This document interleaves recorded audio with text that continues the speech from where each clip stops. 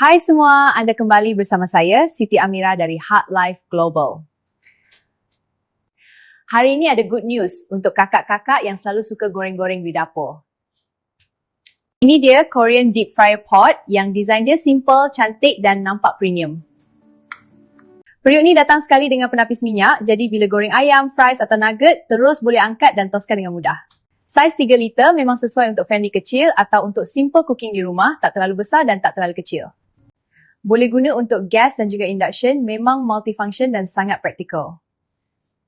Material dia berkualiti dan tahan panas, jadi lebih selamat serta durable untuk long term use.